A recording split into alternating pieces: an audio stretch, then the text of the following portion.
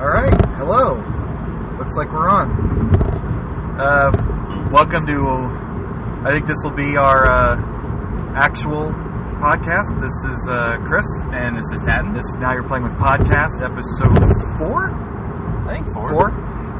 We just hit the road from Milwaukee, Wisconsin. We're going to head to Fort Wayne, stay there overnight, and head home. We just attended the Midwest Gaming Classic. Woo! I had a good time. I enjoy the city of Milwaukee. I can't stand the drivers in Chicago on the way up, and I anticipate having the same issue on the way home. I wish we were recording that so much. So, you might get an exclusive here when, if the drivers are as fucking terrible as they were on Friday night. We'll just kind of talk about the show. What we did, what we did when we got there, all that kind of happy crap. I've got a box full of games in the back seat, and Tad's got a box full of games in the back seat. I don't want to go through all of them exclusively. I bought Famicom game NPY JPNA, and no, I'm just teasing. Yeah. Look that up, folks. So I guess we left Columbus Friday about 1:00. Stopped at Taco Bell to have one of those horribly overrated Dorito tacos, just to say I had one. That taco was good. And whatever. I think as a society, we've run out of things to mash up. No, we haven't. Yeah, I think we're getting to that point, though. I think mashups have jumped the shark. It's a mashup. Anywho, we rolled into town about 1 a.m. local, midnight local, Friday night. Yeah, it's just after midnight, somewhere around there. Yeah, hotel's alright. Wasn't like really, really nice, but it was good. It was fine. Too small for the convention. There you go. That was kind of jumping ahead, but the convention itself, you get downstairs in the morning and bammo, in the hallway outside the elevator, there's already 5 arcade machines set up. They kind of basically stuck an arcade machine in any nook and cranny in the hallway in the main public areas that they could. And I mean, it's impressive, but it was also a bit claustrophobic, and this show has outgrown its venue, and apparently they're stuck there for 2 more years, according to the guy at the Mad Gear booth. Yeah, I think it was him. Yeah. And some other logistical things. I don't want to get into the negatives because I get into them, but I don't want to get into it right away because I like the show. I had fun. It was money well spent. It was a good trip for me. I don't get a vacation this year because I worked in elections, and we have a presidential election in the fall, and my summer and fall are basically shot. So, and you spent your vacation with me. How sweet. Let's make out. While driving through Chicago. Yeah. At 100 miles an hour in a 45. While turn signal's optional. And people are passing us. Yeah, right. It's at 100 miles an hour while we're going 70.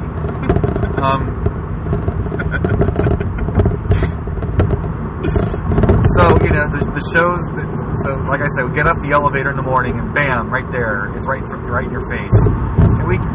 And how they did it was we ordered our tickets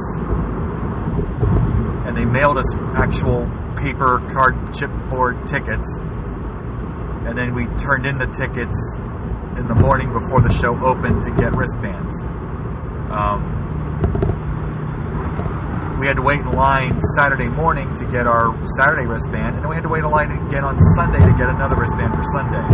Why they couldn't have had one wristband for the entire weekend, or placards, because if you spent the money printing out tickets, they could have printed out placards. And I know the vendors had their own placards, but they could have made a different color, just something obvious for security guards to see at the check-in doors.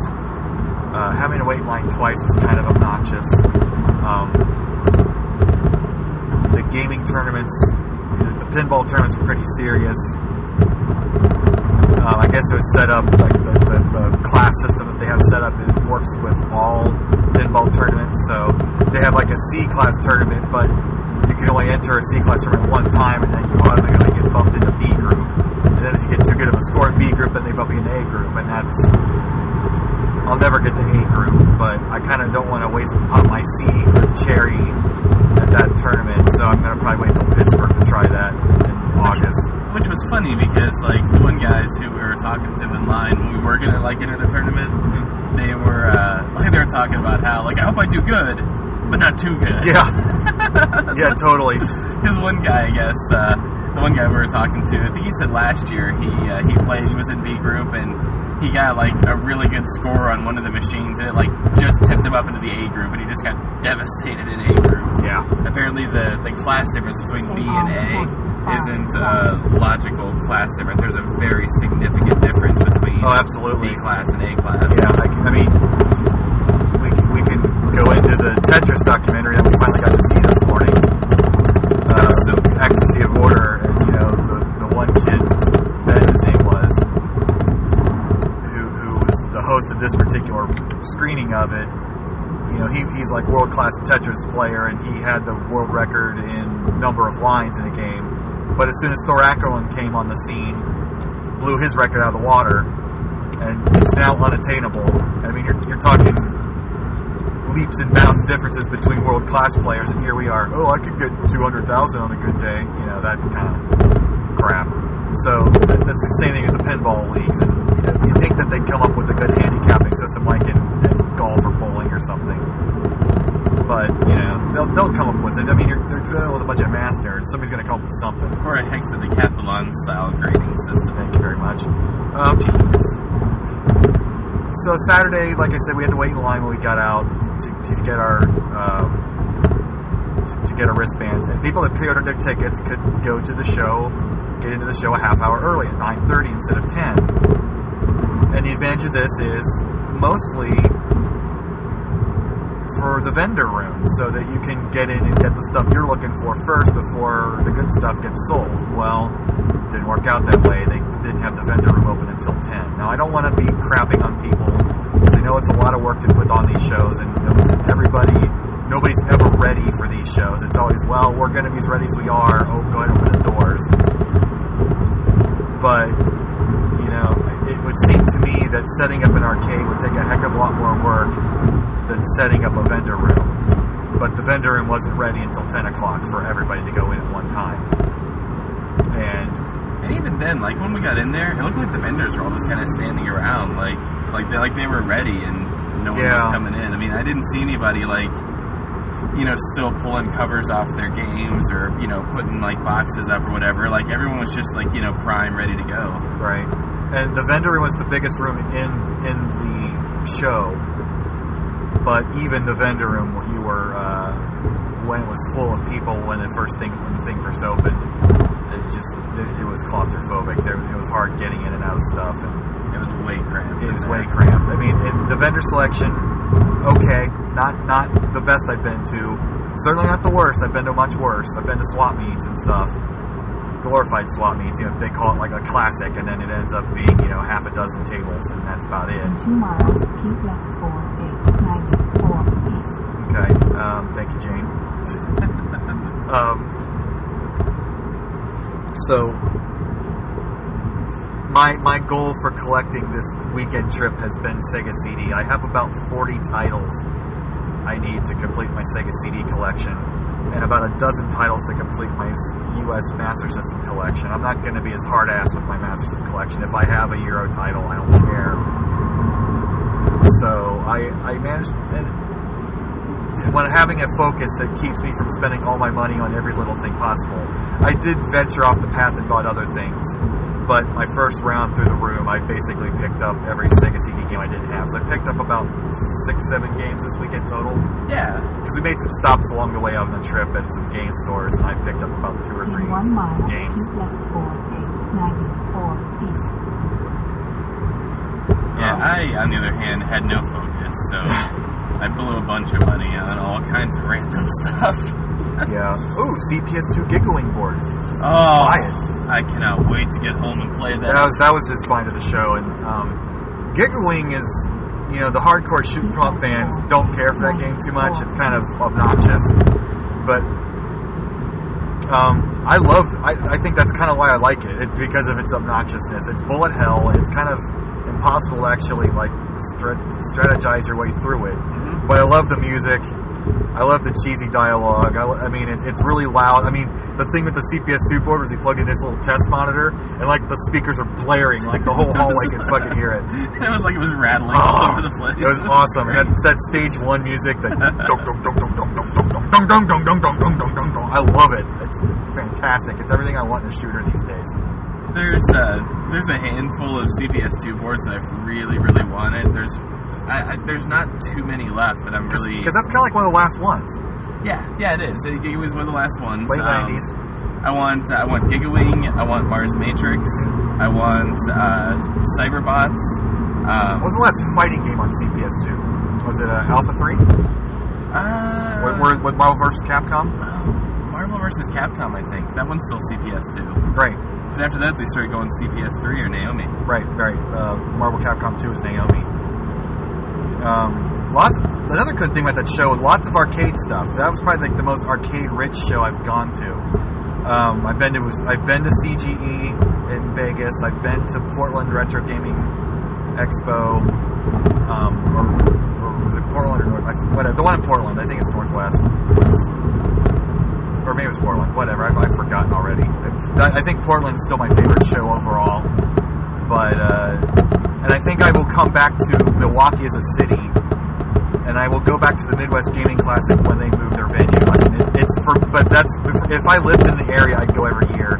But to actually come into town and stay at a hotel for a couple of nights, that sort of thing, to make a trip out of it, I gotta be able to breathe. In fact, one of the sad things is we left a little early. We watched this morning. We stayed to watch the Ecstasy of Order documentary. And then they were going to have Howard Scott Warshaw on for a question and answer panel at 2 o'clock, but it was over Skype. And considering we had a 5-hour road trip ahead of us, I think we just both decided that it was time to go, or a little early. Yeah, it was a good call. If he was actually there, I would have loved to have gone. Oh yeah, over Skype. That feels kind of sterile. So. No, I mean, it's awesome that he did it, and, you know, being in the Midwest, you're not going to get those California guys to come out here, unless you spend some major coin on their appearance. And if it was a local con, I'd been all about it, but with the drive back, losing the hour, having to stop at the Cheese Castle, like... Yeah. Oh, yeah, we're not going to be able to stop there, because we're not taking 94. Oh, really? Yeah. Oh, well, don't worry about it. I bet you Cheese Castle's in the local attractions in the GPS. No, we're not. No, we're good right where we are. I don't want to take 94. I don't care. So while you're listening to our travel plans, the one cool thing about this con was there were a lot of arcade machines for sale. Like I've been to lots of cons where they bring in arcade machines, but they usually don't sell them. And lots of pinballs on sale, lots of arcade machines on sale. Yeah, there was the group that sold the pinball parts, and there was a couple booths with arcade parts. Mm-hmm. Lots of boards for sale. Probably the biggest arcade marquee booth I've ever seen before. Yeah. A little overpriced on it, but he had a great selection. And if you were looking for a particular marquee, you would have found it with him. You ended up picking up Marvel versus X-Men, Street Fighter X-Men. Thing, and that if you're a comic book fan or a Capcom fan, it's a fantastic marquee. Yeah, it's absolutely gorgeous, and I'll give it to my wife by the time we post this. So. Yeah. The price won't be ruined. You got it for $15, so that's not a bad price. I've spent 10 on simpler things, so you get a real good one for 15. Not to keep harping on the negatives, maybe we can get the negatives out and just focus on the good after this. Yeah. The selling of the arcade machines and the pinball machines was really a double-edged sword. It was really cool because it was neat to be able to go and have the opportunity to buy them. The prices were really good too. I mean, I've never seen a tabletop pinball machine before, and there were like 3 of them. They were really cute. They were fun. Like I really wanted to play one. But the negative side of that was, it's 10 o'clock. We're waiting in line for the to get our wristbands, and they're tearing down like half of the arcade room because that was all the stuff that was sold and people were selling and whatever. So, you know, day 2, we haven't even gotten our wristbands yet, and like half the games are disappearing to play. So, I mean, I guess we are going to be on 94. Oh, we are going to see the cheese farm. Cheese castle. Cheese. Yeah, that was another thing. And because a lot of the machines were on sale, they were in various. 94 freeway. Oh shit! Where I can hear it. For this one. Oh, okay. Yeah, it's Chicago. Okay, 10. It's they're doing construction, so she doesn't know what to do with their construction. Okay, we almost pulled a drive into the ocean moment with our GPS. Because a lot of the machines were on sale, they were in various states of repair. You know, there was a Pac-Man machine that Tatton played. $600, which is an okay price for a Pac-Man. The monitor was in good shape. The joystick was okay. I didn't play. Was the joystick good? Yeah, actually, the joystick wasn't too bad. But like, something would happen, and then suddenly the middle section of the maze would disappear, and then you could free roam around the entire middle of the board, while the ghosts were trying to look for its regeneration point. It would just be a bunch of eyeballs swirling around the middle, trying to find where they're supposed to go, and you could just go out and finish the board. It's like, that is the weirdest fucking thing I've seen in my life, and I'm not buying this machine, thank you very much. And for what it's worth, I set the high score on the machine in that state. Yeah, it'd be kind of, yeah. Then, you know, there's like then they had, you know, then they had like a really good shaped Miss Pac-Man machine, but it was one of those styles that had like the really small monitor, you know, the ones that were meant to fit in like bars that didn't have a lot of extra space. But they're like, man, I could buy this one and take it home, but wait, it's a tiny ass monitor, and like, if you're gonna have an arcade machine, 94 east. then you want an arcade machine. You want the big grandiose gaming experience. I mean, I don't necessarily want a 22-inch monitor, but I gotta have something more than 9 or 12 or whatever that small screen was. Right. So, since I'm going to be basically limiting myself to one arcade machine, preferably a tabletop, I gotta get the right machine. You know, same thing with, like, they had some vintage pinball, you know, like 1960s machines. There was one for about $300 that was in pretty good shape. Would have been a nice project to own. 6 miles. But I'm not nostalgic for that era, so I'm not. I love it, I appreciate it, and if I had a pinball collection, you're damn well right, I would have a machine from that era. But if I'm going to have just one pinball machine, I've got to have something a little more modern. It needs to be the one you really want. I mean, or one in your top 10. One that's in my era that I like. You know, I think I want a Gorgar machine because I like that. Before they got to the LED displays or the LCD displays, the dot matrix displays, you know, those are really cool. I like them, but they kind of got a little too video gamey versus other pinball. I think that's the sweet spot in my book. I'm not saying anybody else with any other opinion to be wrong. They're not. It just, in my book, I think that's the era that I like the most. And you got the LCD score displays, but the little dot matrix displays with all the messages and stuff, like Addams Family and Simpsons, and most of the Stern machines these days use those still. And I certainly don't want, you know, the Pinball 2000 machines. I mean, that's really cool, but if I'm going to own one machine, that's going to be my era, is that late 70s to mid 80s machine. Now, on the flip side of that, I do have to admit that I've seen lots of pictures of the emulated pinball machines. Oh, yeah. The, like an LCD screen mounted on the top. That was a pretty... And then an LCD screen mounted for the I kind of wish I had played that. You got to play it. How'd it feel? It felt really good. I mean, it was weird because you expect it to be 3D and it's flat. You know, like it's next to all the other machines that are real, and this is just, you know, producing the image for it. But it played beautifully. Right. It was really nice, and I suck at pinball. I love playing it, but I suck at it, so I'm not Mr. You know, tilted or whatever.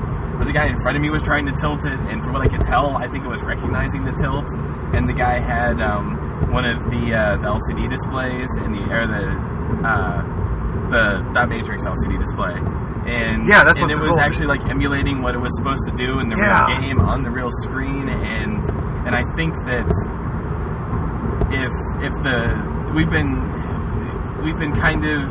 You and your wife? My wife and I have been trying to get a Doctor Who pinball machine for a little while. There's a guy who runs a local arcade down in Cincinnati who was looking to get rid of it, and then he got kind of quiet about it, so I'm thinking maybe he doesn't want to get rid of it after all. I'm not too sure, but I'm thinking that if that falls through, then we might build one of these, because it would be fun to be able to emulate, pretty much any pinball table. The physics felt real enough that, for me, who's not an expert, could have fun playing it. And you can play any machine, Yeah, and it'd probably be the same as the main cabinet. I'm sure people who are in the A class of tournaments could tell the difference between it. But for like you and I think we would have a lot of fun with it. It seemed like... You ever see like Total Recall where the apartment watching TV on the monitor wall, and then they decide, let's turn the news off, and they turn on, it's just like a nature scene in the background. I mean, that's what it seemed like to me. It's like that we're in the future now, at least in terms of where we're putting LCD screens and what we're doing with them. I mean, you go to McDonald's now, and instead of a menu board, they got just a couple LCD screens that they can just change the JPEG or whatever file they have to change their menu items and that sort of thing. It's really it's kind of stunning. Although in terms of owning one, I don't know. I'd love to. I mean, it was a very cool idea. More pinball stuff. The Ben Heckendorn experience was down there. They had a little basement with a bunch of the smaller conference rooms. They were all taken up, and in one of them was the Ben Heckendorn experience room, and they had Bill Paxton pinball, which he built himself. Lots of quotes from Twister and Weird Science, and the game itself was okay. It wasn't like the most mind-blowing pinball experience I've ever had before, but the fact that people are building their own machines now, that's what the hacking group has come to. I guess there's kind of a scene with it. He's done one, and Jerry Ellsworth, who invented the C1, is building her own machines, and I don't remember the name of that company, but there was one there with like a beer tap in it upstairs in the arcade, like there's an actual beer tap in the middle of it, and yeah, it was some weird. There's some really interesting idea. Oh, interesting! They're fucking cool. From the posters, it looked like Ben Heck was going up against that other group. Right. I don't remember what their name is, but they built a Godzilla cabinet, and I played that. Oh yeah, that one seemed pretty really goddamn official. Yeah, it was nice. I mean, it looked really good, but to be honest, the physics of how they laid everything out, it was a little easy, but it was easy, but it was fun. Right. It didn't feel awkward. It definitely didn't feel like it was just somebody throwing bumpers down and whatever. It felt that one probably felt like if you put that in a bowling alley, 99 people out of 100 wouldn't think that wasn't an officially built machine from some pinball company like Stern. And me included, because I didn't even realize it was like that it's until homebrew I pinball. let you play. Yeah. And because I stepped off to take a picture of the Bill Paxton machine, and when I came back, I looked down, like their logo was under the glass. I was like, oh, wow, that was very cool. So we talked about the arcade. We go about the dealer room yet? Let's go into the dealer room. Yeah. Actually, no. I do want to touch on one thing real quick, though, because I really hope it doesn't become an ongoing trend. Right. I don't know if you saw that there were a significant number of machines that were in there that had the CRTs replaced with LCDs, and that just felt wrong. It's going to happen. You can't nobody's manufacturing them anymore. Yeah. So if the colors were bright, but it felt wrong. Like it wasn't nice. If you do it correctly, you can have an LCD screen that will play properly. There's no ghosting, there's no millisecond delays and that sort of thing. So if done right, it can be awesome. Just like the Ben Heckendorn experience, there's a guy down there who was replacing the Nomad, like the Sega Nomads, with LCD screens inside, and that looked gorgeous. Did you actually play it though? Did it feel right? I did, to be honest. Okay. I mean, because you're considering sending your Nomad to him. My Nomad's got I think it's up to 6 or 7 dead pixels now. Yeah. It's worth doing it anyway, because you're not gonna. I never play my Nomad anymore, because back when I got it, it was the fucking greatest thing ever. But nowadays, the screen is just too. Ugh. I can't. I just can't justify playing anymore. It's just my collectible. So, do I spend the money and hack up the collectability of it? I think the collectability of it's kind of gone down because of all the other unofficial Genesis clones, portable clones that are out there now too. So I like having the real hardware in that. So I think I am gonna. I'll let you do it, see how yours turns out. Yeah, I'll do mine. I mean, and if yours turns out great, I'll get mine done too. It wasn't expensive. You only wanted like $50 for it. That was including parts. And the sad thing is, what I really want done with what I really want a new screen for is like Game Gear. And unfortunately, Game Gear has this sort of,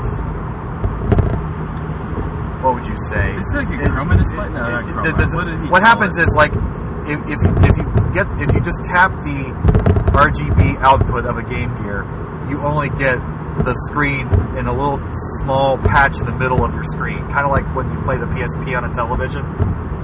It's letterbox all around the side. So that's kind of what happens with a Game Gear. So if you were to replace the screen in the Game Gear, if you replace the screen in Game Gear, you get a little tiny image in the middle of your little already small screen. So somewhere in the screen mechanism itself is the device that stretches the image across the entire screen, and somebody's going to have to do something in software probably to figure out a way to get that. I want to play Game Gear games on a full screen television somewhere, and the only way to do it right now is emulation, and it just doesn't feel right to me. I want the way to play my actual cartridges. I wish somebody would have a consoleized Game Gear or a Game Gear with a better screen.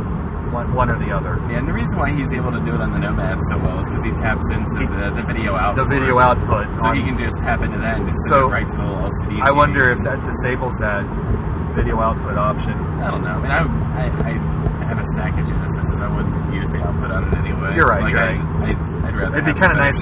Our dumbasses, we buy all these video games and we didn't bring any systems with us to play within the hotel room. And the cool thing nowadays with hotel rooms and LCD TVs and all of the hotels is you can pretty much hook any systems up to these things anymore. Back in my day, when we were, back when we were walking up hills both ways to school, the TVs in hotels would have shit on the back to keep you from plugging your game systems in.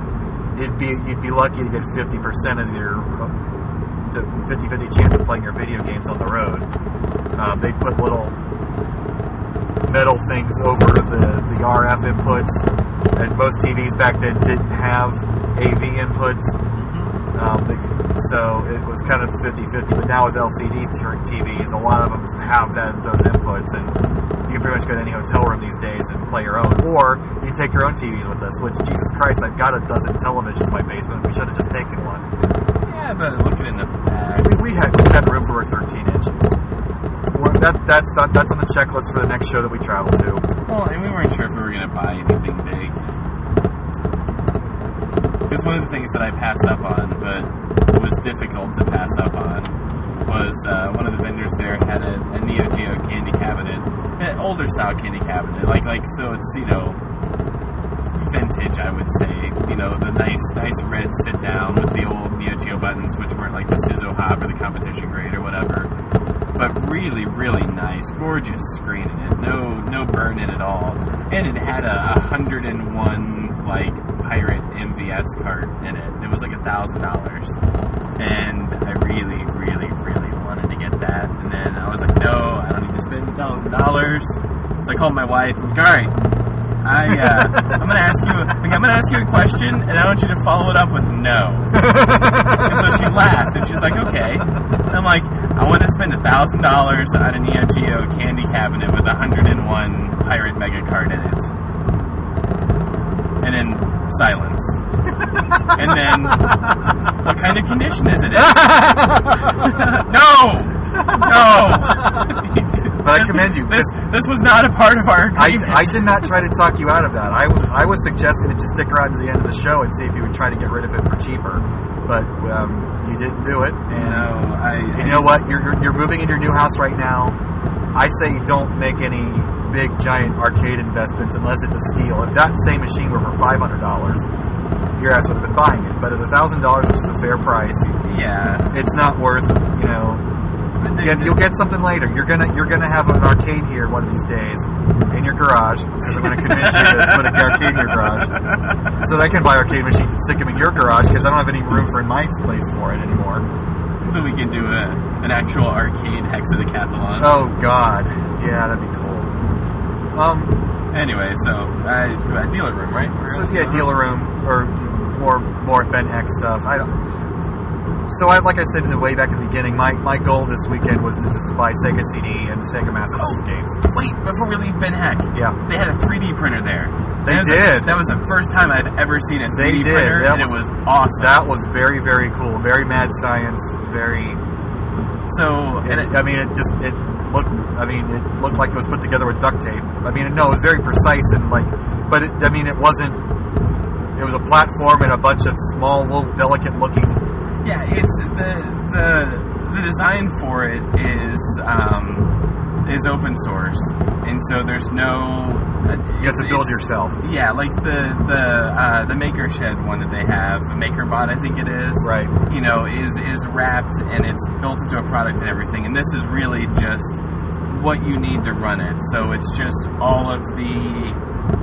It's held together with screws and bolts. Right. There's no outside plastics or anything. When you think back at the romantic notions of the first hobbyist personal computers in the 70s, you think about the homebrew club and the first Apple and the other hobbyist computers of that day, and how those people revolutionized everything 30 years later, and you got these romantic notions of, wow, that would have been cool to be a part of that whole thing. We were witness to the next version of that, because, I mean, if 3D printing is what it is, and what it's going to do with manufacturing and what people can do of themselves, and you know, if you want to invent a product these days, you basically make a prototype out of whatever and spend all this money, and then hope somebody picks up your product and manufactures it and, you know, just buys your idea. Well, now with a 3D printer, if that ever takes off into feasibility, and the materials aren't overpriced and whatnot, if a 3D printer becomes affordable for, and, you know, actually productive to a production point, because, I mean, you have to, I suppose you can make a mold with a 3D printer, and then, say you want to make like a new NES shell, just something really simple. Well, that's what they said they were trying to do. Like, that was the whole point of the con, was that they were going to design an NES shell and print it out. Right. I don't know if they ended up doing it or not, because they were doing a bunch of other cool stuff with it. Right. Just to get right before one more tangent. I mean, that's going to be the revolution of the next 30 to 50 years. Really, like just people can make their own shit. I mean, I heard somebody who's saying that they wanted to be able to 3D print a car. Yeah, it was the Pirate Bay. The Pirate Bay wants people to be able to download a car, and then you laugh at it because you're like, that's the stupidest thing in the world. And then you look at 3D printing, and you're like, oh, wow, I could actually, you know, have a mechanical device that I could download all of the 3D Autodesk images for, print on my 3D printer, and build myself. And it's like, if I can do this in small scale today, in 10 years from now, am I going to be able to do this in large scale with a cheap, you know, homebrew CNC? And here I am waxing poetic about all this stuff. And did we even take a picture of it? I did. Okay, good. I think I did. Good. And I got the name of the site where you got it from, because I think I might go down that path. It was cool. Like, one of the neat things about it was someone had this external hard drive there, a little like external laptop hard drive, and for whatever reason didn't have a case in it. They just had like the cable and the thing or whatever. And so the guy, like, while he's sitting there, just, you know, goes and, like, you know, puts together this little tiny box in Autodesk, designs it and prints it out, and he prints out his own plastic case to mount the external hard drive in. It was awesome. It was absolutely awesome. It's the abandoned haunted house complex. Nice. So that was neat. I wanted to see one of those for a while, and the hard drive case. So if you imagine an internal laptop hard drive, like a 2.5-inch drive, right? It pretty much just sat on top of that. So it's that, but a little bit bigger. He said it was pennies for the material to print that. Wow. So a box that's maybe 4 inches by, maybe like 3 inches by 4 inches by half an inch is, you know, pennies. That's amazing. I mean, it took a long time, because, I mean, it goes pretty much micro layer by micro layer. Yeah. Adding polymer, whatever material he was using. Well, and after you left, it sped up a lot. What he was saying is the bottom of it. No, but I'm saying this is the first generation of this stuff. 20 years from now, that's going to be like inkjet printers of today. Whereas when I was in school, that took 5 minutes for a sheet of paper, and nowadays you can print off a sheet of paper in 10 seconds. So just think of it this way: like 3D printers are just going to get better and better and better, and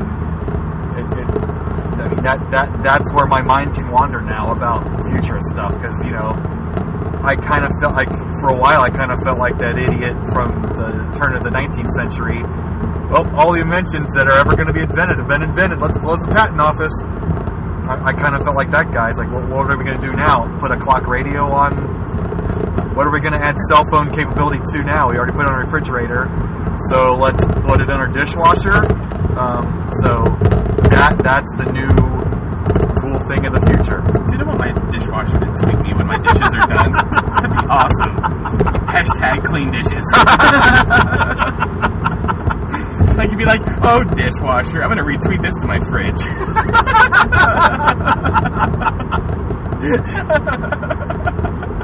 Okay, back to the vendor room, and going back again, I went up for Sega CD games. I only ended up picking up about 5 or 6 games. I already have most of the really rare games. I do need like a case for Shining Force CD, and I have Snatcher already, so like a lot of the super rare games I've already got, because the thing with super rare games is people are a little more willing to sell them and get money for them, whereas those medium range rarity games, the only people that want them are idiot collectors like myself, and it's just kind of hard to see them for sale. It's not so much that they're expensive when I find them, it's that I just don't see them for sale anywhere. So I picked up like AX-101 Attack Copter, Sherlock Holmes 2. Sherlock Holmes 2, which that wasn't too rare. I still like 3 copies of that. But like before this weekend, I don't remember the last time I saw a copy of that. Right. But that's the thing. Sega CD is just kind of hard to find in general. You see more Saturn games than Sega CD games, and it wasn't in the big run. The grand scheme of things. Was the Saturn any more popular than the Sega CD? I think it's only because it's slightly newer that you see it more. Yeah. And in Master System games, I finally... Aren't there more games for the Saturn than for the Sega CD? Yeah. I mean, I'm sure that's a factor in it as well. Yeah, about twice as many for the Saturn. And then from the Sega Master System, I'm only down to about a dozen titles. I found a European copy of Alex Kidd and Shinobi World, which is apparently one of the best games on the system. So I picked that up, and I don't mind if I have European copies of stuff. I'm not going to go for a Euro complete collection, but I'll probably pick up, Battletoads or Bubble Bobble or some of like the better Euro exclusive games. We gotta play Battletoads. Yeah, they had that set up, and that was fun. One of the hallways, they just had random TV set up. Oh, here's Battletoads on the Master System. Is it Bong Recreation Area? Is that really what that sign said? There's our Golio. What? There's our cheese place. Oh, is it? Yep. Oh. Yes, it's the Mars Cheese Palace. Is that the name of this place? Yep. Yes, Mars Cheese Castle. Yes. So we're going to go indulge in some cheese, and then we'll come back and talk more about the Midwest Gaming Classic. Looks like you ran that place by the hour. We're back.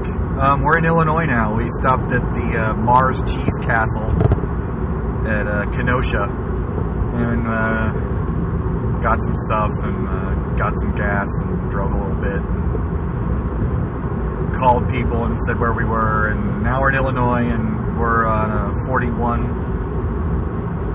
and we're heading toward Chicago again. So this might be the interesting portion of the program, because if traffic sucks as bad today as it did Friday night, then you're going to hear some expletives, so spoiler alert. Where were we in our conversation? Were we talking about the vendor room still? Yeah, vendor room. So all right. I think we just left my Neo Geo candy cab. And I talked about I got about 5 or 6 Sega CD games. I can't think of them off the top of my head. Got my one Master System game out, Ken Shinobi World, and then we looked at the other rooms at the place. We'll get to that in a second. But then we did our second pass last night, the peripheral stuff that wasn't on my radar the first time I went through, was kind of interested in, but looked at other stuff first. And first thing that, probably my biggest purchase of the night actually, was we bought some NES reproductions. There was a gentleman there selling a bunch of NES reproductions, ranging from $20 to $35 a piece, which is okay, but the fact that you get the physical product there with no sales tax and no shipping, that made it a deal. So both of us picked up Final Fantasy 2 and 3 for the NES, and then I also picked up Earthbound Zero or Mother. I'm not sure what they called it. I didn't even look at the card. I think they called it Earthbound. They called it Earthbound Zero. So yeah, so we and he gave us a little bit of it. He gave us like $15 off since we bought 5 cards. So it ended up being like $33 a piece, $32 a piece. Very good deal for all that stuff. It's something I've always wanted, but didn't really like pull the trigger on. Especially because some of those sites, they want donor cards. Right, I hate the donor cards. I just that just involves you have to pay shipping twice, and then you got to buy the cards once, and it was more trouble. I never pulled the trigger on it. And it was the fact that it was there and available right away, and no sales tax and all that kind of stuff. So I pulled the trigger and got them. Another thing I picked up, Space Channel 5 Part 2 for the Sega Dreamcast from Japan. One of my favorite games ever, and I've only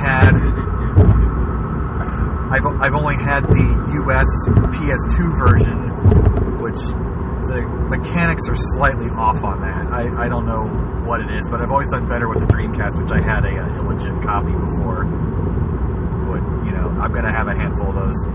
Well, Dreamcast especially. Back in the day, everybody had them, and now since I have a complete US collection, I only kept like that game and a couple others that are things I can't find anywhere. So. I think pretty much for my import Dreamcast list, the only things I want are some of those late era shooters like Border Down and Triggerheart Excelica and stuff. Yeah. And did you ever get Cosmic Smash? No, I haven't got Cosmic Smash. I kind of want that one on your list. I kind of want that one too, but I don't want to.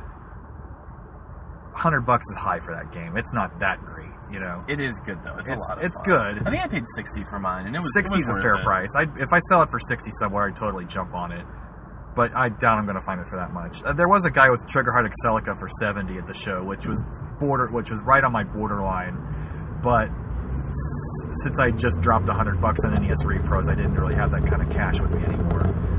Another thing, there was a guy lots of imports at this show, which is kind of funny how these shows are kind of evolving. The imports are kind of getting bigger and bigger. Famicom cards especially. I guess Japan is just swimming in them, so they're just giving them to stupid Westerners for next to nothing. And there's a box there, a big giant cardboard box, 3 Famicom cards for $10. So I took a few gambles. I picked up a Tecmo game that had a sumo wrestler on the front, so I'm assuming that's a Tecmo sumo wrestling game. Which, if it's as good as their sumo or as their Tecmo World Wrestling or Tecmo Bowl or any of the other sports games from there, that could be a pretty good game, and for $3, why not? Got Tower of Druaga. Is that how you pronounce it? Druaga. I want to get all those Namco arcade games that we never got over here. There's a lot of I got Dig Dug already, but a lot of those games we didn't get our own version. Or Galaxian. Stuff like that, so I'm always trying to fill in those gaps. F1 race, you need to pick that one up. I have that in like one of those 76-in-1 bootleg Famicom cards, and now I got an official copy. I can't think of my other ones I picked up because the games are in the back seat and we're traveling at 40 miles an hour. What you got some Famicom? Did you anything you recognize? You pick up the strange shit like, oh, here's 5 girls in black bikinis with things, and it says like Otaku Adventure or something underneath the subtitle, and you're like, I'm picking up $3, give it to me. Yep, that's one of my favorite things to do. Is I love to just buy Famicom cards based on the picture on the front or the name of the game, and find out if it's awesome. And that's how I found Nuts and Milk. I love Nuts and Milk. Oh well, who doesn't? So I picked up all of those. Nothing. You got Famicom Tetris, which you didn't have. No, I didn't have Famicom Tetris, and you pointed out the two games from Retro Game Challenge that the Gearman or whatever was based off of. Right. Yeah, the Gearman game. I can't think of the name. It's Japanese, but it was the first Wii Virtual Console game that was an import only. It's by Jalico. Like Ninja something or other. You're a tiny little, tinier than Mario sprite. You go around throwing ninja stars at ghosts and stuff. It's kind of considered a classic in Japan, I guess. My friend Tepe's heard of it. We're going to interview Tepe in a future episode, actually. I can't wait for it. It's going to be gaming in Japan, growing up in Japan and growing up with the Famicom. So yeah, I guess I got those two. We already talked about my GigaWing arcade board, which I cannot wait to go home and play. One of my favorite things to do, like whenever there's any con, is I like to go and track down.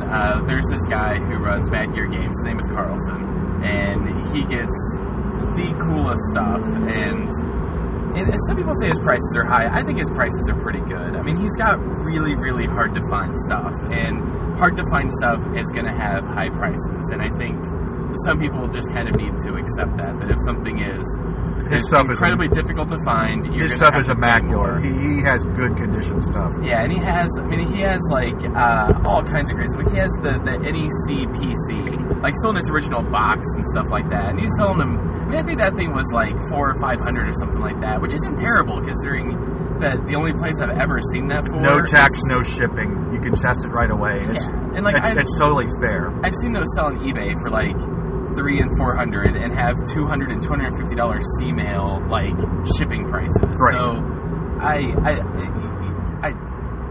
he had a Sega Terra drive. Did you ever say that? Yeah, he had a Terra drive, which was awesome. So that is like my favorite place at any con to go to is to go see Carlson and Mad Gear, which is cool. This time I actually didn't spend a whole lot at his booth. I was really kind of bummed out.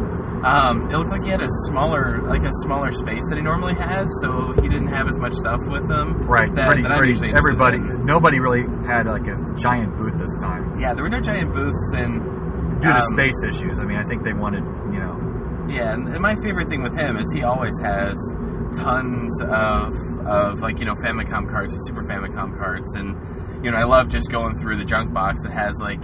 One of my favorite things that I love about import collecting.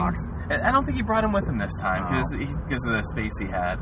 I love buying the Famicom and Super Famicom games that have like the Japanese kids like names written on the back. Oh yeah, I actually prefer those. Yeah, there's just so much charm in that. So it's nice because A, I think they're charming, and B, they're usually cheaper because they're scribbled on. So right. I mean, that's totally just a cultural thing. You see the NES cards with Bobby written across the front. He's like, "Fuck this shit. Give me a clean copy." But you see it in Japanese, like, "Ooh, yeah, I'll take that." So I'll spend like 50 or $60 just on a stack or a sack of loose carts or whatever. So it's bummed he didn't have those, but I did pick up two really, really, really awesome things from him. One I know you weren't happy about because of how much it was, and I don't care. I bought import Sailor Moon S for the Pico. Oh. So I get to do math with $40. $40, but it had its box and instructions and the Pico game. And the Japanese Pico games come in plastic boxes, and it's Sailor Moon. It's in immaculate condition, and I don't regret it. You haven't played it yet. How can you not regret it yet? It's going to be awesome. It looks like there's even like paper doll versions in the back of the Sailors. So when Dee comes over, I can introduce her to Sailor Moon, and it can talk to her in Japanese, and she can play with Sailor Moon paper dolls. So she can start obsessing with her boyfriends at age 3. Great, thanks, Dad. I ended up getting a loose R-Type 2 for the PC Engine. Or no, that wasn't for me. That was a different booth. Yeah, it was a different booth. So, but before we leave Mad Gear, let me tell you the other thing that I got too, because this is really cool. The second thing I got. Wow, there are like 4 or 5 cops here, and wow, that's crazy. All right, well, let's just drive away from that. The other thing I got is a joystick from Hori, which is really nice. I mean, Hori makes great joysticks. You're becoming a Hori whore. I'm a Hori whore. It's a joystick that does both PlayStation and Genesis, and I have no idea why it does those two, of anything. but I picked it up, and it's actually really nice. It feels really good. The joystick isn't very clicky, which is okay. I mean, it feels like it's still tight. The buttons are nice and clicky, and back in those days, none of those had the arcade parts, which kind of surprised me. I mean, you'd think that somebody would have done it at some point. Yeah, I mean, you think it would be cheap enough. I mean, those parts aren't expensive. Maybe they're more expensive back then. I don't know. Yeah, it's just weird. You should feel the heft of this thing. I mean, that thing is bludgeon ready. Yeah, I mean, in typical Hori fashion, it is a heavy controller. So I'm looking forward to going home and playing with that. And then I bought just some other random stuff from him. Nothing else really like notable or exciting. And so after the first pass of the dealer room, we went downstairs where some of the smaller conference rooms. We talked about Ben Heckendorn already.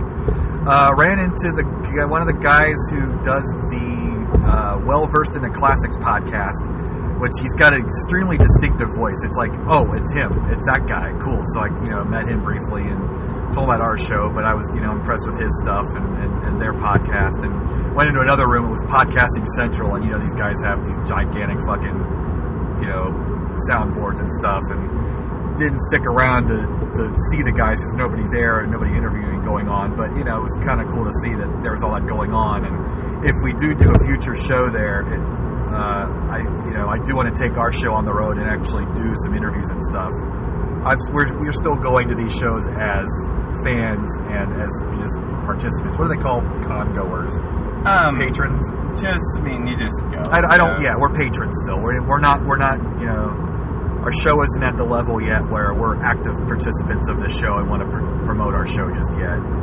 You got to give us a year or two before we start dipping our toes in that water. But we might do it. I mean, we might test it at Corks. I mean, Corks is a small enough con that we could do a little show there, and we don't have to be uber professional. Right.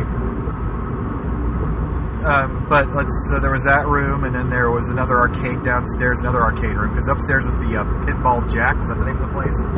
It was a New Jersey Jack pinball. It was mostly pinball upstairs. They had a few arcade caps up there, but then downstairs was a different arcade room. It was almost all machines. They had the black lights set up, and it was pretty cool. I got to play some Robotron and got to play some Burger Time, and I got to play Q*bert, which you know what? As much as I love Q*bert, I never played the arcade Q*bert before, and I've played it on MAME, but I never heard the voices that distinctive. So I guess the sound sampling is kind of difficult on Q*bert for whatever reason, or I had an older version of MAME that didn't quite emulate it just right. But the sound effects for The Wrong Way and UGG, those guys on stage 1, 3, and later, that's incredible. I love that machine. The pinball knocker wasn't as loud as I would hope, but you can feel the knocker though. You can feel it. You can really feel it. In the case, it's totally. It's a Gottlieb game. It's probably the only Gottlieb arcade classic, really. It's incredible. Awesome game. In fact, if it's one of those, I can only buy one arcade machine, and Q*bert comes up for sale. That might be one to consider. Yeah, Q*bert and Arkanoid. I love those are the two of the retro cabs I love to have. They had a Bump and Jump there, which Bump and Jump was one of my all-time favorites on the television growing up. I got to play the arcade version for the first time in the arcade. Again, that's another MAME game. We played Blueprint. Oh yeah, I love Blueprint on the Atari. This version was, I don't know what the difficulty setting was or something, but I couldn't do jack squat in it. I didn't give it. I only tried it once though. The cabinet was a jerk too. Yeah, it's like, did you read the instructions? Like, it fucking insults me when I die. It's like, you know what? Fuck you, Blueprint. That's one of the things I hated growing up, were games that insulted you, like Skate or Die. It's like, no posers and all that kind of stuff. It's like, screw you. You're trying to Lester. Yeah, Lester was the dude in Skate or Die. Gotcha. I never played Skate or Die, really. Yeah, it was. My brother was into that more than I was. It was kind of one of those. It's a cooler name than an actual game. And for years later, like when I dyed my hair in college, people would scream out Skate or Die at me in the 90s. Let's see, but the Bump and Jump cab, I was a little disappointed because the joystick was completely worn down. I didn't get to play because there were too many people around it. But there was a Kangaroo arcade cabinet. That looked like it was in great shape. That was kind of like Atari's attempt to make a good mascot character. And frankly, had Kangaroo been successful, Atari might have stuck around longer, because they never, when you think of Atari, you don't think of any particular video game franchise that have like a good character behind it, like Nintendo and Mario. Wish I would have seen a Congo Bongo Machine. That's the one I think I want to see. I still haven't seen one of those. They had a Frogger. Burger Time, I tried that one. Arcade Burger Time. Ugh. I think that's the one game I prefer on a console than the arcade version. I love the intelligence so much, and I think it's because it makes sense. When you go up and down ladders in the arcade version, you slow down because climbing ladders takes longer than going left or right. But in the Intellivision version, you go the same speed all the time, and that change in play mechanic makes the game much more enjoyable for me. It looked like the playfield was bigger in the arcade version. Was that just me? Because I'm not familiar with Burger Time, it's a vertical. The arcade has got a vertical monitor, and then the burgers themselves are skinnier. So I don't know. And plus, with the skinnier burgers, it's hard to drop a bunch of enemies at one time. So there was like 3 enemies, 2 were bunched together, then there was a 3rd one lagging behind. And in the Intellivision version, it's easier to get all 3 of those on the same piece of burger to drop down than the arcade version, where I could only get 2 at one time, even though the 3rd guy was just behind the first 2 guys. It really required a lot more precision, and it's less fun that way when it requires that much precision to play it right. I think it needs to be a little more forgiving. I mean, nobody's going to tell you the Intellivision version is like a slouch or anything. It's a pretty challenging game either way, but the slight changes that the Intellivision guys did when they programmed that for Burger Time, makes it one of my favorite ports of that era, really, to tell you the truth. So anything else in that arcade that was that's about it. That's about it. Got to play Robotron. So we saw Walter Day down there. There was a guy down there trying for the Nibbler record again. I don't know. Yeah, Tim McVeigh. Okay. He's a super nice guy too. We met him at our first MagFest. He was at MagFest trying to go for the Nibbler record. So is he still going for it? Has he not got it yet? I don't remember. I thought he had it, and he's trying to beat it now. I think he's trying to push his score up. Is that a game that you can just marathon forever? Is that what it is? I don't know. I am not that familiar with a Nibbler fan, but it was cool to see that he had like a webcam system built into the cabinet so that he can record the score and everything very easily for his tapes. So, and he's nice. I mean, he seems super serious about it. He's fun to talk to. Didn't get to the Walter Day presentation. They were doing something about gamer trading cards or something, and we'll see. I didn't go to the presentation. If they can buy a pack or 2 for a few bucks, maybe I'll do it. Walter Day is one of those guys. He's fake it till you make it. That's the best way to describe him. He's a super nice guy. He did take Twin Galaxies, this just idea from the 80s that he's going to host this scoreboard, and he turned it into an actual empire of some sorts. I'm sure he doesn't make a lot of money from it, but he's able to travel around the country and do all this stuff with video games. And does he even play games? I don't know, to be honest. That's a good question. I mean, he's trying to open. He's got this video game Hall of Fame in Iowa, and he's trying to get this show. They got the Big Bang in Ottumwa, Iowa. They've done a couple of those, but I haven't been to one, and I've heard varying degrees of success with that show. But he's got a lot more drive and ambition than I do, and that's extremely awesome. Good. I mean, I love the guy. I wish I had that in me. The best I can do is sit in a car and talk about shit. So yeah, that's fun too. Yeah. There was a Pokemon room there, which I'm not a Pokemon fan. That was before my time, but awesome. Good for them. And then you brought your 3DS and you were tagging people left and right. Yeah. That's my favorite part about cons right now is that I can bring my 3DS and just get all kinds of tags. I only tagged one new state because I had so many states from MagFest. But I got somebody from Missouri this time. So whoever you were from Missouri, if you're listening, thank you. So what do you still need, Idaho? I don't remember. I have to look. But it's pretty much most of the opposite coast with the exception of Washington and California. Yeah, so you told you to go to Portland this year or next year and go to the Portland show, and that would be cool. That pretty much take care of all that. What other rooms do they have? They have the Jaguar room, which is, you know, good for them. They you know, the Jaguar's much maligned. I'm not a huge fan of it, but, you know, the people that stuck with Atari all those years, they got their Swan Song console, like the Sega fans got the Dreamcast, the fans got their Jaguar.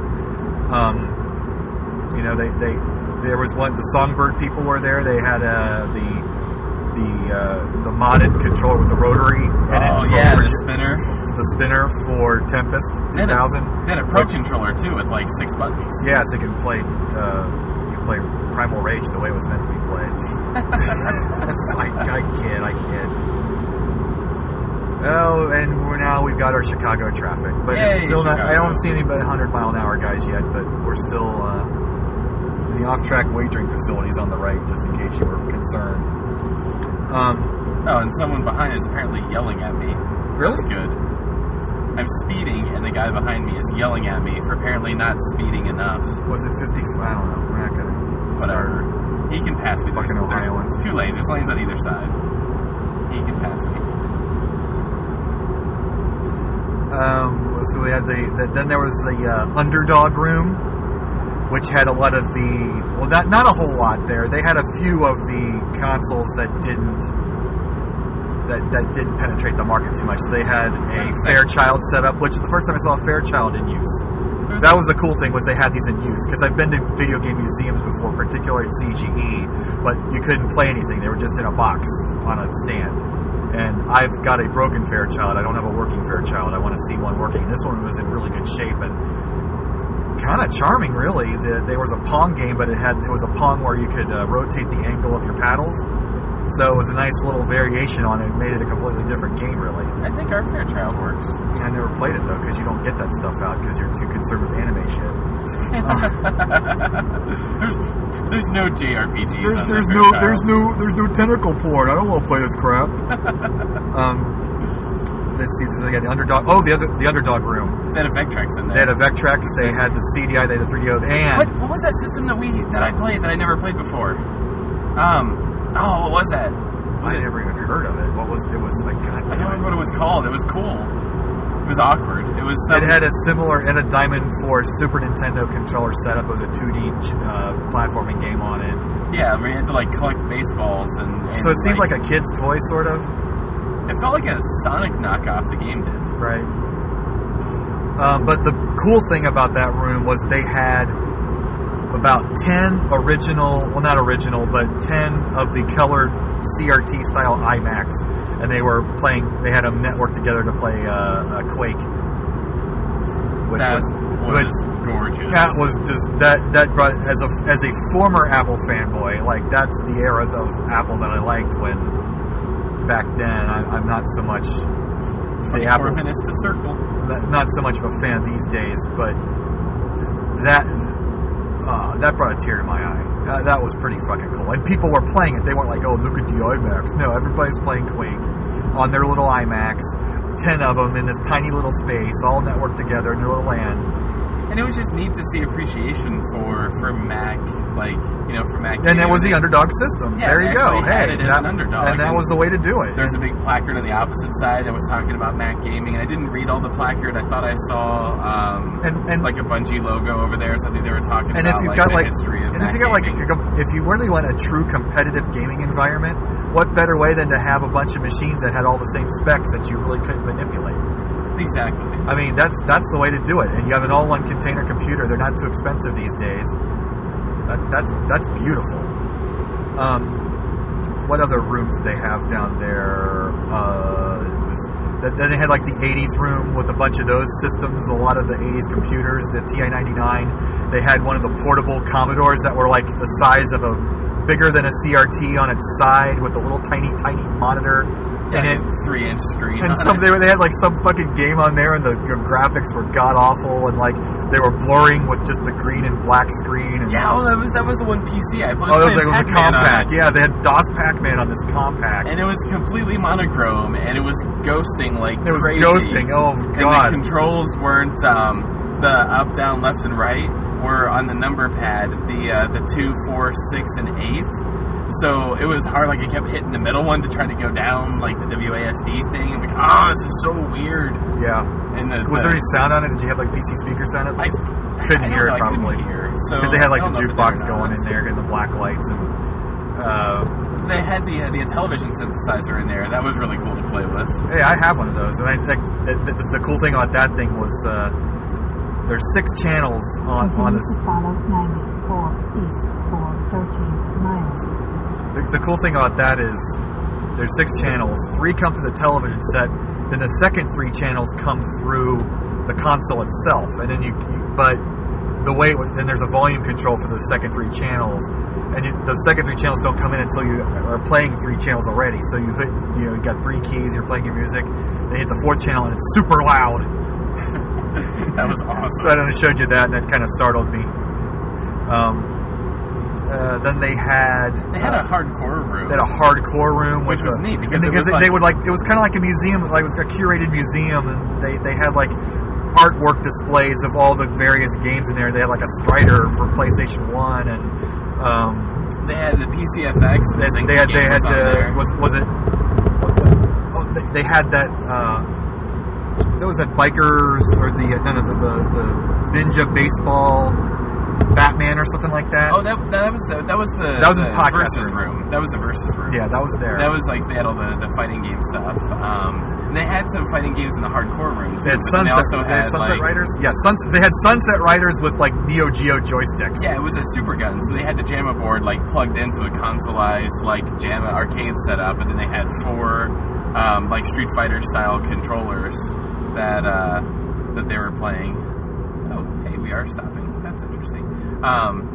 Can't go 100 miles an hour when you're stopped. We'll see. Yeah. We'll see who's going to be the first to drive in the median. Someone's going to. All right. Well, this is podcasting, folks. They had the PCFX set up. They had the Zinky fighter on there.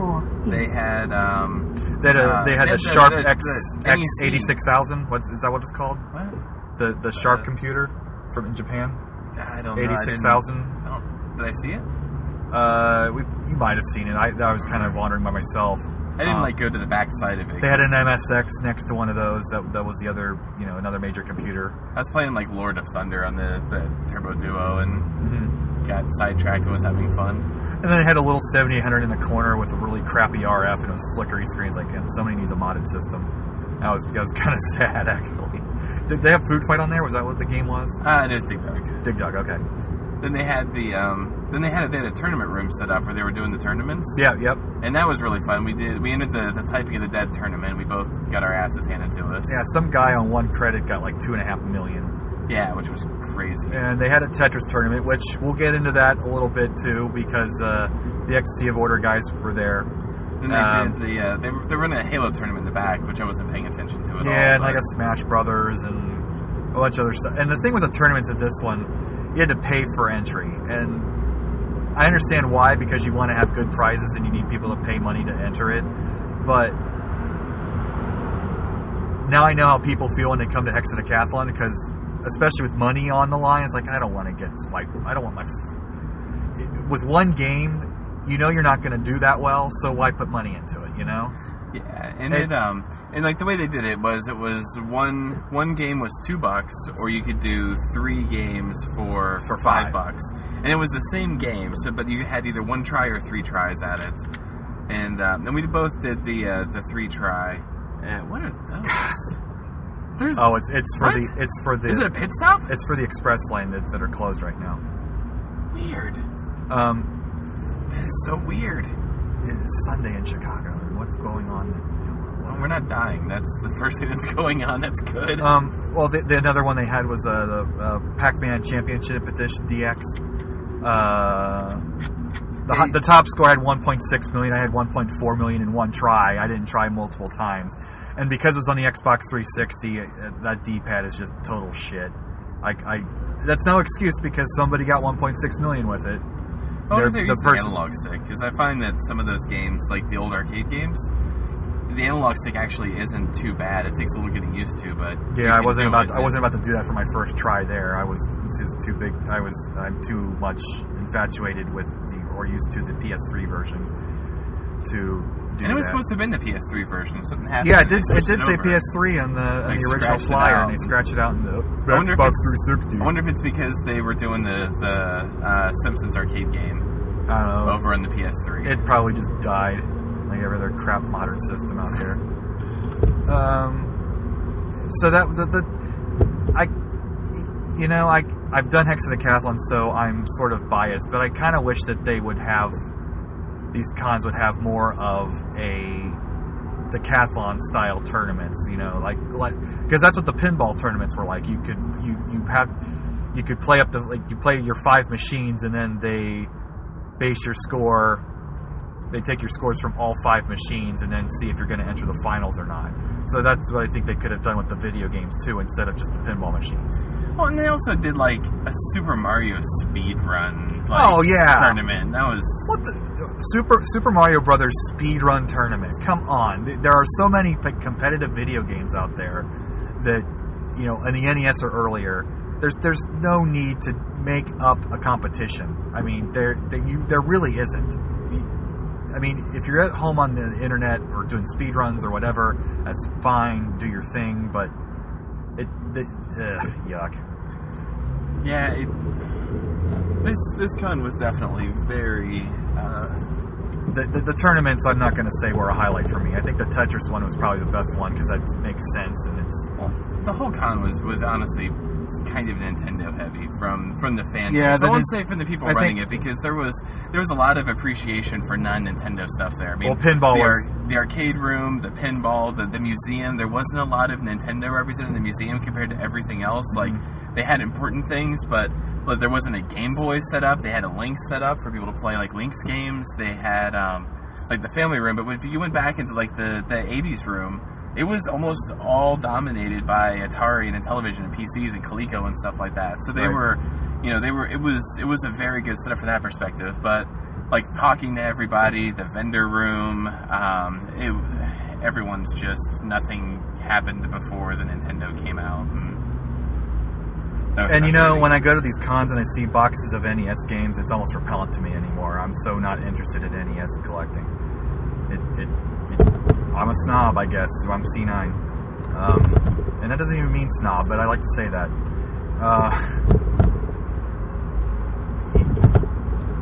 But let's talk about Milwaukee, though, in general. I hope they can find a bigger venue in a couple years. I guess they're locked in.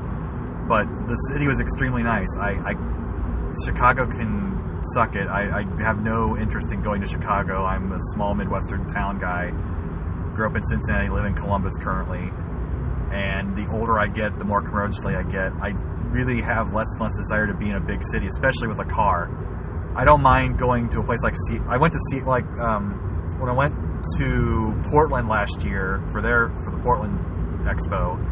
My wife and I went to Seattle for a few days, but we didn't have a car. We just got in the airport, took a train into town, hung around downtown, and went to the Washington campus for a day and did other stuff just with the trains and buses only. And it was great. And we just rented a car and drove to Portland and did the same thing in Portland for those 3 days for the con there. So I like, if I could go to Chicago and just do trains and buses only, that's fine, but driving through or exploring by car just doesn't work for me in Chicago because it's Sunday afternoon at 4:20 and we're in a fucking traffic jam. But what I was, we're going to go to Milwaukee again. I wouldn't mind coming to the city again. So it was a nice city. It was pretty laid back. We hit a couple of nice, cool restaurants in town. One was like a throwback to the 80s. It had like the 80s music going. It was kind of a family style, cheesy ass restaurant, but like good breakfast and good sausage and local type stuff and cheese in it. The omelet was so good. Yeah, and then we went to this place called like the Comet Cafe that had like extremely good bacon, and it was pretty hipster. It was totally Portland 1890s sketch. The mutton chops and the one of the waiters had suspenders and short shorts. Short shorts, yeah. It's kind of that hipster thing, but whatever. It was very good food, and it was a good night out. It was busy. They were still nice. It was busy, and we didn't have to wait outside. There was like a 40-minute wait or anything like that, and everybody was nice to us. There wasn't like, what are you people doing here? Vibe going on. The bacon was great. The cheeseburger was good, and we went to that awesome donut place. Oh yeah, and then we went to this place, Sill's Mini Donuts. Sill's Mini Donuts, and apparently, sadly, it looks like they're closing, but it's this walk-up place on this tiny corner of an intersection. Got these mini donuts fresh out of the fryer with cinnamon sugar and powdered sugar on it. Oh god, so they just melted in your mouth. And apparently that location is closing, but they're going to have like a state fair thing that they do during the summer months. So at least they've still got jobs, I guess. But that was awesome breakfast, way better than the shitty hotel food. And then speaking of shitty hotel food, they the one space their work games, there's like a little hotel run cafe thing with hot dogs and hamburgers and sandwiches, and it was the most disgusting thing I'd ever seen in my life. Yeah, the hamburgers like sitting out like they're sitting in a little hot plate little thing, and they wanted $7 for a hamburger and like $4 for a regular hot dog. That was crazy, even for hotel food. That was crazy. Yeah. It was, and you know, we were near a mall, so there's a lot of mall places. So I kind of made it a point to go hipster a bit and, you know, get things that... Well, and you won every time. I mean, all those places you picked were absolutely delicious. Yeah, I mean, that's the beauty of Google. Just type in Milwaukee's best donuts and you get 3 suggestions. Or Milwaukee restaurant bacon and pick the... Yeah, well, I had heard about that on one of those cable food porn shows, and all I had to type in was bacon restaurant, and the place came up, so thank God for Google, because, you know, if I actually had to talk to somebody to find these places, we would have been eating at McDonald's all weekend. So thank you, Google Corporation, for, you know, monitoring all of our lives to that degree. I think that's about it. We're gonna we got to talk about the Ecstasy of Order. Oh, okay. The Tetris movie. Yeah, this has been talked about for quite a while. I first heard about it back in CGE 2010. They had a booth set up because they were about to film the Tetris Championships a month from then. Like, I think it was in August of 2010 when they filmed it, and CGE was in July of 2010, I think. My dates might be off, whatever. So they filmed the championships, and Thor showed up, and he didn't win it, but a month later, I don't give it away, but it was King of Kong without the drama, but without also the made-up stuff either. It was the whole thing was pretty genuine, and it drug just a little bit near the end until like right before the tournament.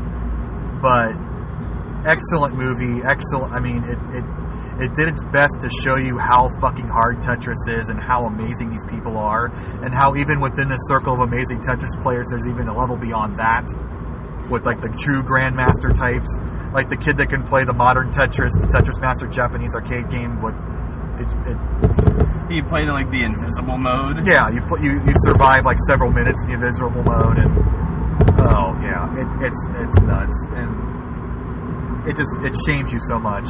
You know, you're the king of your little tiny kingdom, but you go beyond that, and you get your ass kicked. Yeah, I really like that movie a lot because they everyone was just really pure. Like, everyone just seemed like they're really into what they were doing. They were really cool with each other. You know, like they were taking their little pokes at each other for for who was better and whatnot. But like, it was all the one woman was like a Tetris master, and she'd only used the one direction to flip her pieces. That was awesome. That was so cool. Yeah. And then she's like, "You don't think I'm stupid for not knowing that, am I?" It's like, no, we think you're a Zen master. That is amazing that you can run with everybody else and then with one button, only using one button. Like, that puts you on a whole different level. And then like one of the turn, I don't want to ruin it. It's really cool. When there's something they're still working on their distribution rights. As soon as the movie picks up distribution, go see it. You have it's really a must see. If it comes to your town, they're doing like film things and hitting independent theaters and stuff. If they come to your town, go see it. Is that tower coming out of nothing? That's Sears Tower. Out of nothing. Oh wait, that's not the Sears Tower. That's the Sears Tower. That's taller. Out of nothing. It's way on the right. Yeah, it's all froggy. So, yeah, definitely see it. I hope they hit Studio 35 in Columbus. We'll see. I'll definitely pay money to see it again. And the guy who was in it, Ben, he was kind of the host. He just had a DVD copy and was playing it. and he was a super nice guy. Talked to him a bit it inspired me to spend my $5 playing Tetris in the tournament. It was level 5, height 5, and I completed it, but I didn't get a great score. I had like 18,000. Tatton got like 28,000. There was a guy who had like 46,000. You know, getting all Tetrises at that height is just insane. Yeah, my 28,000 was honestly the only time this weekend I actually like beat you with something. Because you destroyed me at like every single game we played. Especially Qbert. Oh my god, you absolutely... I think the first game you won Qbert, the second game I did a lot better. But, luck. Well, you know, don't feel bad. You beat me in everything that matters. If we played any fighting games, then I don't even play fighting games because you destroyed me so much. Who rides a motorcycle with shoelaces untied? That guy. You are gonna die. Oh my god. I want to get out of Chicago. Yeah. At least we're cruising at 25 down to 94, 90, whatever the fuck this is. 94. I think they combined. Did they? No. You don't even know anymore. I have no idea. I just want to get out of this. Yeah. Well, I prefer this over 100 miles an hour weaving in and out bullshit. Oh my god, yeah, I know. Still lots of cutting. So definitely see Ecstasy of Order. Did not stick around for Howard Scott Warshaw. I'm sorry I didn't, but it was only through a Skype interview, and it was going to be at 2 o'clock, and we would have left at 3 o'clock when we've got a 5-hour drive ahead of us. And we lose an hour going back. And we lose an hour going back, so it was kind of one of those things where, you know what, let's go ahead and take off. We're kind of got the energy to be on the road and make a few stops and have some extra time to do some things on Sunday. And I guess just to kind of recap the show, definitely a good show.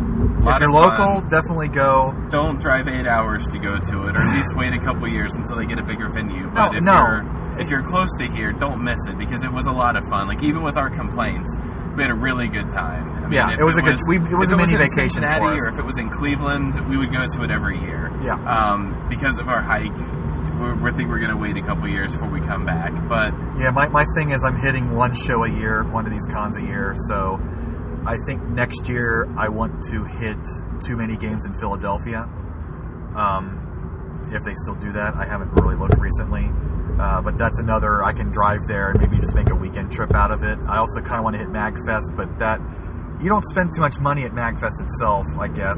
I blow all my money at Mad Gear games. Right. But you said the vendor... cool stuff there. But you said the vendor room isn't so big at MagFest, right? The vendor room at MagFest is really unique because there's really not a whole lot of people selling games. There are some. Right. But it's mostly because of the whole, music thing. It's a lot of people selling CDs. It's a lot of people selling their art. The dealer room is really more of like a giant artist alley rather than a dealer room, and I love that. There is so much cool stuff there. I mean, there's crochet things. There's a lot of that in Portland too.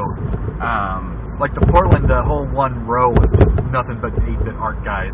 Yeah. Then the rest of it was games. But I think I gotta say, still Portland was the best show I've been to in these three shows. CGE had probably the best guests lineup, but the Portland show, their guests, they were pretty on par because there was no CGE that year. That's probably part of it. But the accessibility is a lot better because the stage was lower and it wasn't so big. I don't know. The CGE's got a new place this year. I'm not going to go because of vacation, and I do want to get back to one of these years. But I want to do my rounds, and I want to go back to Portland again. I don't know. I'm talking out of my ass right now. Well, MagFest is still my favorite, just because it chimes in the closest with the things that I love about it. Do not hit me. I love the whole user aspect, and that's one cool thing that I love about MagFest too. Is this weekend we talked to the 2 pinball guys, and I think that was about it. Right. And MagFest, you can't go and not talk to people because everybody is friends with everybody. That's you. You're a lot more social. I'm kind of curmudgeon, and I don't really talk to people. Honestly, unless they talk to me. Even if you went, they would talk to you. I mean, it's really MagFest kind of feels like a family. Even as big as it is, and as many people, they doubled in size from last year to this year, and it still had that family feel to it, which is amazing. I mean, it's absolutely amazing. But it's not like the con you go to if you're a collector and you're spending, $200 to get a box for your NES game. Like, you're gonna go and hate it. It's for people who like to go and play games and listen to music and do. Yeah, I kind of want to hit that, and I want to go to Washington to see the Pinball Museum now. I'd like to go to Papa. I'm definitely going to do Papa with you in August. I think you and I need to start our Rocky training for the August. Do our C class. We'll do a pinball podcast later on. I'll just briefly say that to be good at pinball, you have to be aggressive with the machine, and I have a problem being like aggressive with giant pieces of hardware like that. I've just been kind of like raised to not break shit, and to be good at pinball, you got to do that. And they weren't designed that way, but that's how it ended up being, and then they incorporated that strategy into the game, and it just kind of doesn't feel right to me. I really got to sit down with a machine and really play instead of just dropping quarters in one every few months when I see a machine. So, but that's another podcast. Next weekend is Pinburg 2012. I am currently planning on going with Corey and one of his friends, but we'll see, because I've got a 3-year-old daughter, and I'd have to take her with me, and that might not be the best recipe for success. So we'll see. If we do go, we will bring the computer. We'll podcast a bit in the car again. I like the setup. We can talk. It may not be the best sound quality, but it's good conversation. It's content-wise, it's what podcasting's about. You just sit and talk about shit. And hopefully the road noise won't be too bad. No, it's not. If it is bad, we're sorry. Yeah, if it is bad, we won't even post it, so it's not even a mood issue. I will post it anyway. You need to get over a lane. Do I? Yeah. Well, wait. 1, 2, 3. Because that one's the exit only. I think this is the third. No? I hate you, Chicago.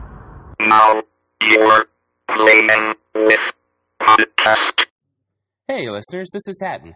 Just wanted to take a quick moment and let you know that there's lots of great places you can follow Now You're Playing With Podcast. We have a Facebook page set up, which is Now You're Playing With Fan Page. We have a Twitter account set up, which is NYPW Tweets, or Now You're Playing With Tweets. And, of course, all the episodes are available for download from NowYou'rePlayingWith.com. So we hope you enjoy the show. If you like it, please take a moment and send us a message. Let us know what you think about it. And we hope to have some more shows coming for you soon. Until then, thanks for listening.